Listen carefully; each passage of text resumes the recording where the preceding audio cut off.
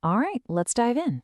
We're kicking off a whole new series exploring the incredible world of forensic chemistry.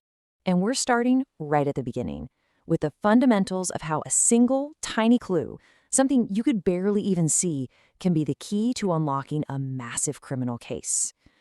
So, how's it all done? Now, this isn't just some hypothetical riddle. It's the exact problem that investigators were up against in Atlanta back in the early 1980s during a horrifying string of murders. The entire case against their main suspect, a guy named Wayne Williams, didn't hang on a smoking gun or a confession. It all came down to something much, much smaller. And this, right here, is where forensic chemistry takes center stage. But before we can even begin to follow that clue, we've got to understand the world a forensic chemist actually operates in. See, it's a place where two totally different systems, science and the law, have to somehow figure out how to work together. And trust me, they are playing very different games. So you'd think science and law would be on the same page, but their whole approach is fundamentally different. Science, it's all about finding objective truth through experiments and observation. The courtroom, that's an adversarial system. Its main goal isn't to find some universal truth, but to settle one specific dispute based on the law. A forensic chemist has to live in both worlds, translating what they find in the lab into a language that the legal system can actually use as proof. Okay, so let's get back to our case. The most important evidence against Wayne Williams, it came down to fibers. These tiny, what you'd think are insignificant little threads.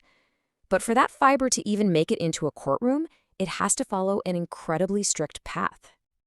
And this is maybe one of the most critical concepts in all of forensics. It's called the chain of custody. Think of it like the evidence's resume. It is a complete, unbroken paper trail that documents every single person who touched that evidence, from the second it was picked up at the crime scene to the moment it's shown in court.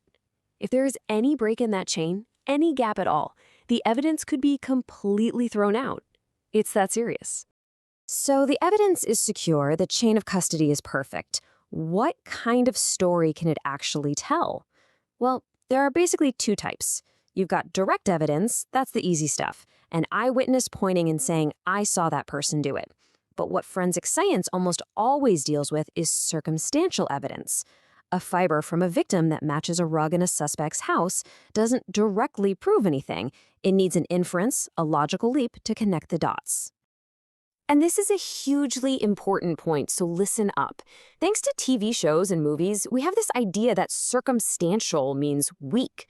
That is just not true.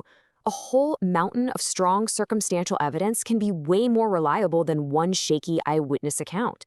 The real question isn't what kind of evidence it is, it's how strong is it? So much of forensic analysis really just boils down to the simple idea. Let's say a fiber from the crime scene is nylon, but the suspect's jacket is made of wool. That's exclusive evidence. The jacket could not have been the source. But if that fiber is nylon and the suspect's jacket is also nylon, well, that's inclusive evidence. The jacket is now included in the population of possible sources. It's a match, sure, but it doesn't prove it's the only possible source out there.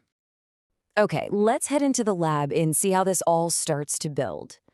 For the police officer who submits that piece of evidence, what happens next is basically a total black box. Evidence goes in one side and a report comes out the other. So what exactly is going on inside that box? It's really just a systematic process of zeroing in on an answer. Chemists start broad, just a visual examination under a microscope. Then they run what are called presumptive tests. These are quick screenings that hint at what a substance might be. If they get a positive hit, they move on, separating and isolating the specific chemicals they're interested in. And finally, they bring out the big guns, the confirmatory tests, things like mass spectrometry that give them an exact, undeniable identification.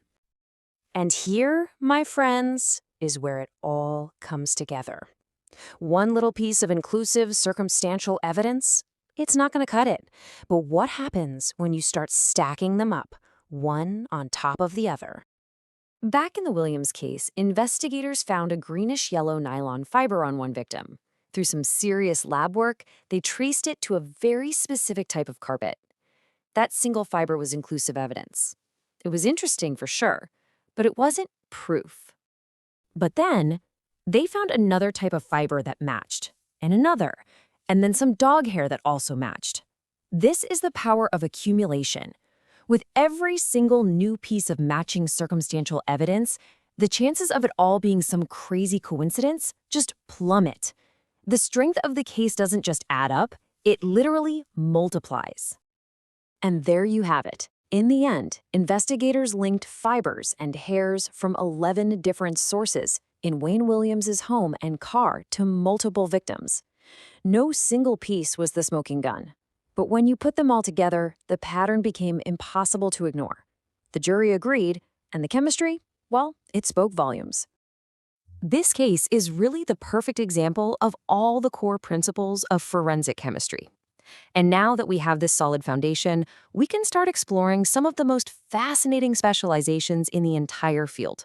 So here's just a little sneak peek of what's coming up next in our series. First, we're going to dive deep into toxicology, where chemists have to figure out not just what substance is in a body, but how much of it. That's the critical difference between a medicine and a deadly poison. Then we're going to turn up the heat with arson investigation. We'll learn how chemists can sift through charred debris to find the invisible chemical fingerprints of an accelerant. And that's the key to telling a tragic accident from a deliberate crime. And finally, we're going to look at the most extreme form of chemical reaction there is: explosives. We'll explore the amazing science of analyzing post-blast residue to figure out exactly what kind of device was used, and maybe even trace it back to who made it.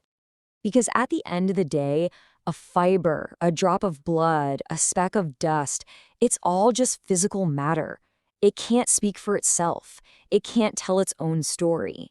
It needs a forensic chemist to be its translator, to unlock the chemical secrets hidden inside. And you have to wonder, what other stories are out there, just waiting to be told? We'll see you next time.